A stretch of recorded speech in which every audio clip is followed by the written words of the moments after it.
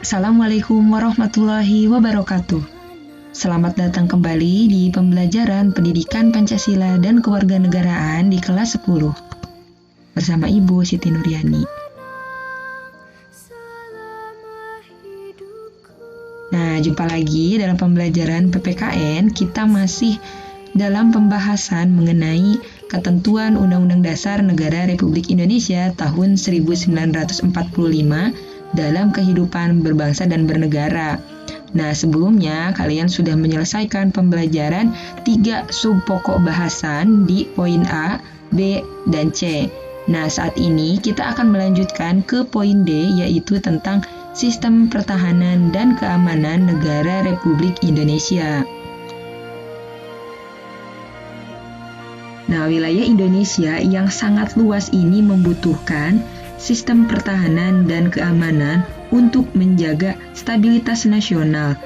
Salah satunya yaitu adanya alat negara yang dapat menjaga keamanan dan pertahanan negara, yaitu Tentara Nasional Indonesia.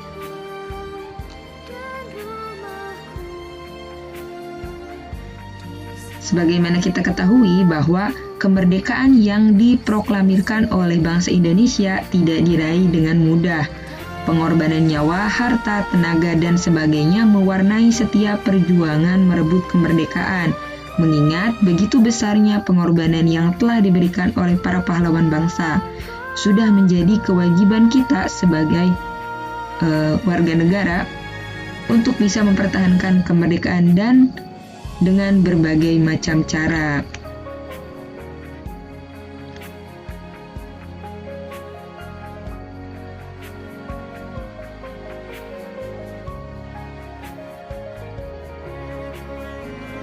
Substansi pertahanan dan keamanan negara bertitik tolak pada falsafah dan pandangan hidup bangsa untuk menjamin keutuhan negara kesatuan Republik Indonesia.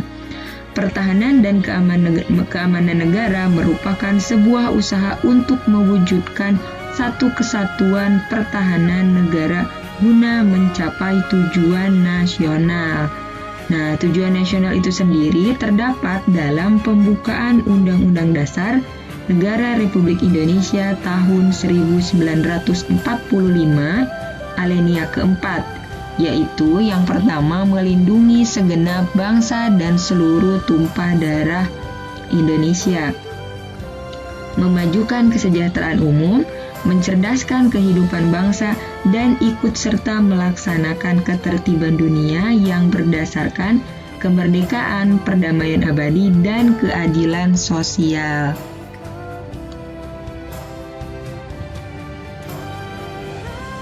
Dalam pasal 1 angka 1 Undang-Undang Nomor 3 Tahun 2002 tentang Pertahanan Negara dijelaskan bahwa pertahanan negara adalah segala usaha untuk mempertahankan kedaulatan negara, keutuhan wilayah negara kesatuan Republik Indonesia, dan keselamatan segenap bangsa dari ancaman gangguan terhadap keutuhan bangsa dan negara.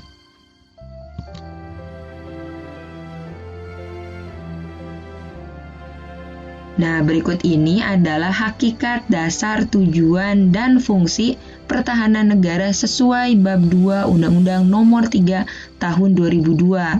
Kalian dapat melihat dan membaca pada layar berikut ini.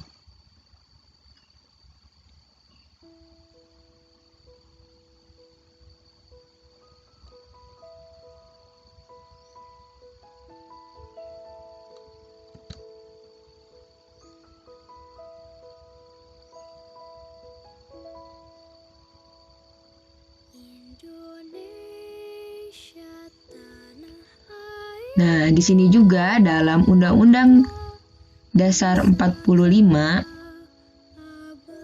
pada bab 12 tentang pertahanan negara pasal 30 dijelaskan bahwa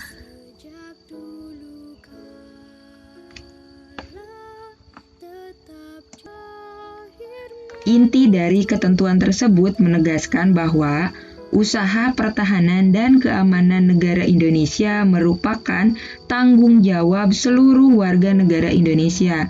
Dengan kata lain, pertahanan dan keamanan negara tidak hanya menjadi tanggung jawab TNI dan Polri saja, tetapi masyarakat sipil juga sangat bertanggung jawab terhadap pertahanan dan keamanan negara.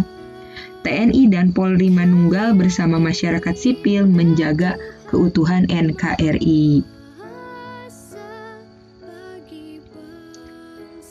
Upaya mempertahankan kemerdekaan ini telah dipikirkan oleh para pendiri negara kita. Mereka sudah memikirkan masa depan kemerdekaan bangsa Indonesia.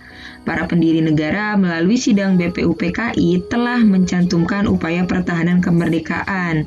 Nah, ini yang tadi sudah dibacakan ya.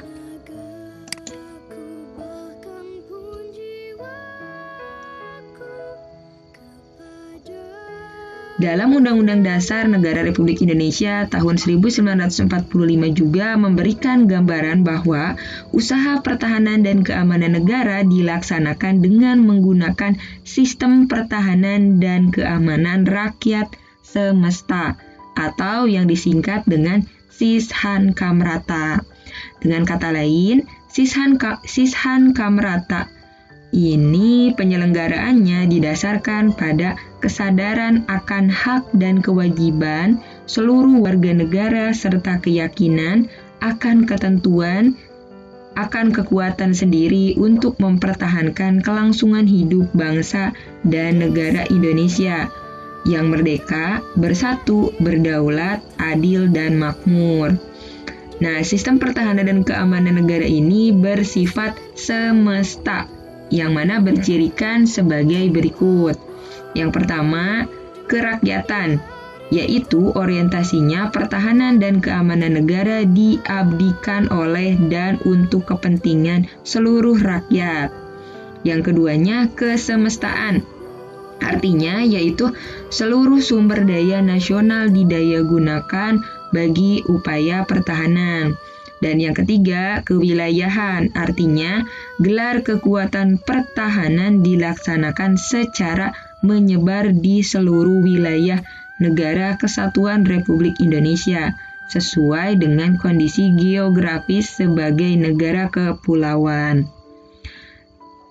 Sistem pertahanan dan keamanan rakyat semesta ini yang dikembangkan bangsa Indonesia merupakan sebuah sistem yang disesuaikan dengan kondisi bangsa Indonesia. Karena posisi wilayah Indonesia yang berada di posisi silang, yaitu diapit oleh 2 benua dan 2 samudra, di satu sisi memberikan keuntungan bagi kita, tapi di sisi lain juga memberikan ancaman keamanan yang besar, baik berupa ancaman militer dari negara lain maupun kejahatan-kejahatan internasional. Selain itu, kondisi wilayah Indonesia sebagai negara kepulauan tentu saja memerlukan sistem pertahanan dan keamanan yang sangat kokoh untuk menghindari ancaman perpecahan. Dengan kondisi tersebut, kesimpulannya adalah bahwa sistem pertahanan dan keamanan rakyat semesta merupakan sistem yang terbaik bagi bangsa Indonesia. Usaha penyelenggaraan pertahanan negara berkaitan dengan upaya pembelaan negara. Mengapa demikian? Alasannya, usaha penyelenggaraan pertahanan pertahanan negara ini merupakan wujud upaya bela negara. Nah, sebenarnya apa sih kesadaran bela negara itu? Nah, kesadaran bela negara pada hakikatnya merupakan kesediaan berbakti pada negara dan berkorban demi membela negara. Upaya bela negara selain sebagai kewajiban dasar juga merupakan kehormatan bagi setiap warga negara yang dilaksanakan dengan penuh kesadaran, tanggung jawab, dan rela berkorban dalam pengabdian kepada negara dan bangsa. Sebagai warga negara sudah sepantasnya ikut serta dalam bela negara sebagai bentuk kecintaan kita kepada negara dan bangsa. Bela negara yang dilakukan oleh warga negara merupakan hak dan kewajiban membela serta mempertahankan kemerdekaan dan kedaulatan negara, keutuhan wilayah, dan keselamatan segenap bangsa dari segala ancaman. Sebagaimana tercantum dalam pasal 27 ayat 3 Undang-Undang Dasar Negara Republik Indonesia tahun 1945 yang mana menyatakan bahwa setiap warga negara berhak dan wajib ikut serta dalam upaya pembelaan negara. Nah, sudah jelas ya bahwa kita sebagai warga negara memiliki kewajiban dan hak untuk ikut serta dalam upaya pembelaan negara. Selain itu pun, peraturan ini diatur juga dalam pasal 30 ayat 1 Undang-Undang Dasar Negara Republik Indonesia tahun 1945 serta terdapat dalam pasal 9 ayat 1 Undang-Undang Nomor 3 tahun 2002 tentang Pertahanan Negara.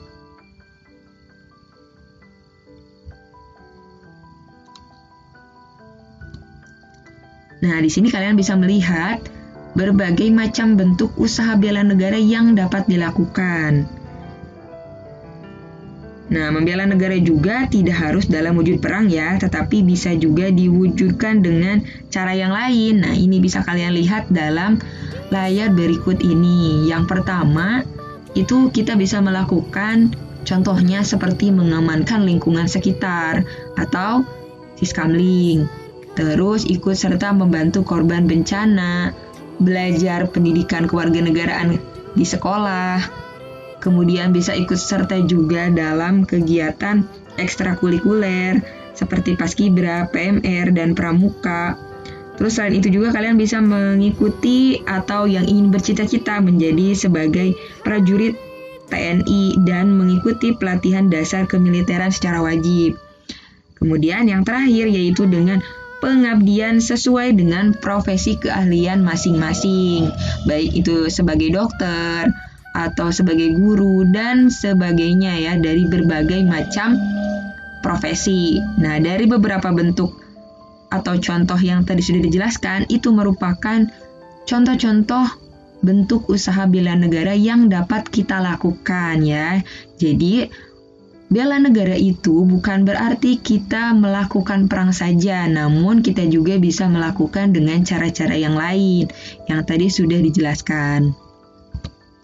Sekian penjelasan dari Ibu mengenai pertahanan atau sistem pertahanan dan keamanan negara Republik Indonesia. Semoga kalian dapat memahami materi tersebut.